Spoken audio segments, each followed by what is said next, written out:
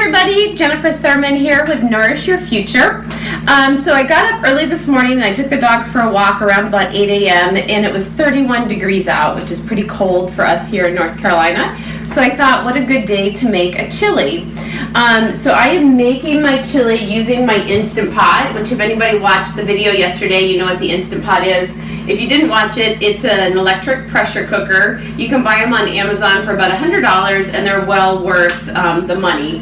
And with the electric pressure cooker, it has different modes. So right now I have mine set on saute mode, and I'm sauteing up 2 onions, a couple of cloves of garlic, and 1 jalapeno pepper.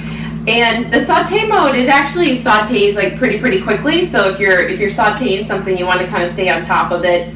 Depending on how hot you want your chili to be, you could also add 2 peppers, or if you don't want it very hot, you can also take the seeds out of the jalapeno peppers. So I just have 1 jalapeno pepper in there. And everything is pretty much, it's been sauteing for a few minutes, so everything is pretty much ready to go. You want your onions to be nice and soft and almost kind of translucent. So now I'm going to add the rest of my veggies, which is going to be a couple of stalks of celery and 1 green bell pepper. You can use any kind of pepper that you want. If you don't want to use the green, you want to get a little more color, you can go with a red or a yellow. This kind of depends on whatever your personal preference is. So I'm going to throw the celery and the green pepper in there and let this saute for another few minutes just to let everything get like nice and moist. And when I eat my chili this afternoon, I'm actually going to eat my chili on top of polenta. So if anybody can see, I'll try to pull the tray out here. This is my pan of polenta. Let's see if I can turn it. You can see it there. So polenta it's really easy to make. It's basically, polenta is just ground corn, so it's super easy to make. It's just a little time intensive. So you actually have to boil it for 25 minutes. So I'm going to post the recipe for the polenta on the notes for this video. So if you want to make polenta to go along with it, it's super easy. It just takes about 25 minutes of boiling the polenta along with water and some different spices. And then you put it in a container just like this one is, and you just let it cool and it will set. And then once it sets, it's going to be like a nice firm polenta that you can then put the chili on top of. So the two really complement each other. I don't know about anybody else, but I tend to get into like a rut with like eating the same stuff again and again. So I tend to eat either a lot of sweet potatoes.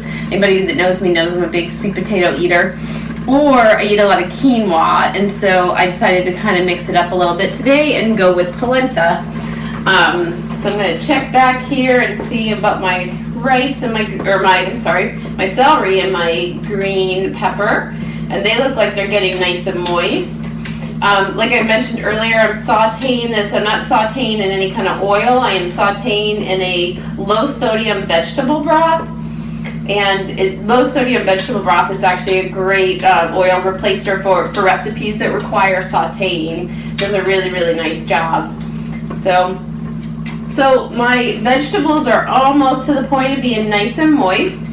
So I'm going to add in my different tomato bases and also my beans. So the first thing I'm going to add in are my diced tomatoes.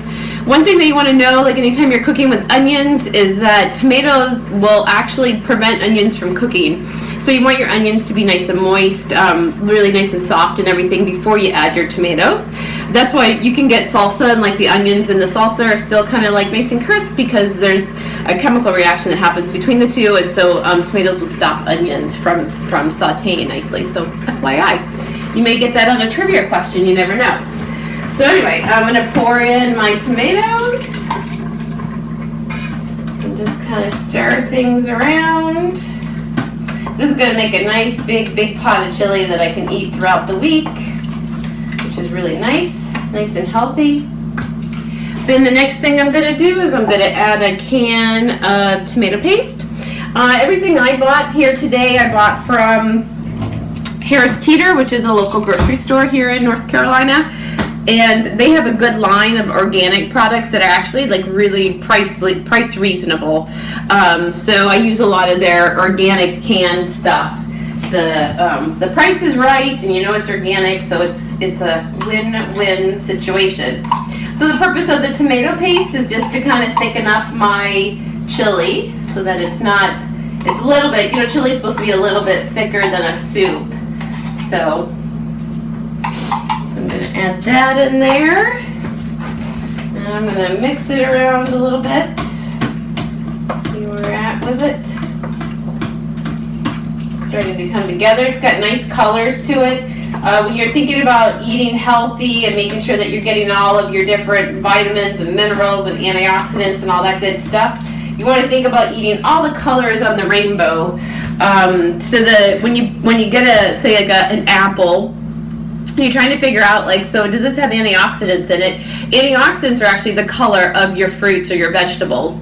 So when you're talking about an apple, the skin, like a red apple, the skin of the red apple is where all your antioxidants are. And the inside of the apple doesn't have quite as much because you don't have as much color.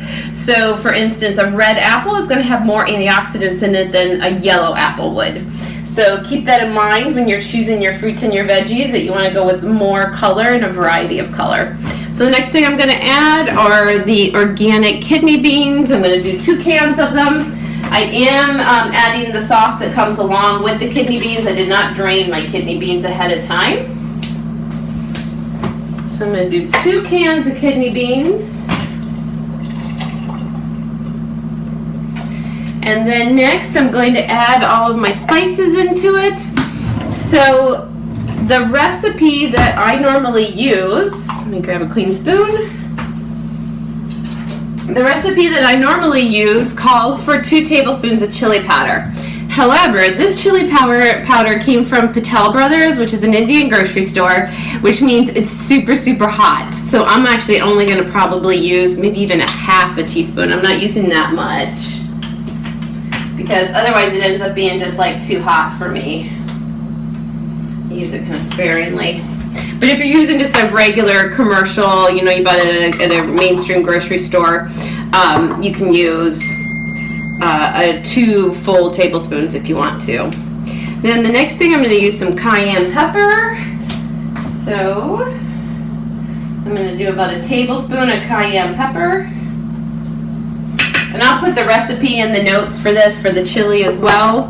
And then I'm going to do oregano, and I'm going to do 2 tablespoons of oregano. I tend to eat a lot of oregano. It's a good spice to use.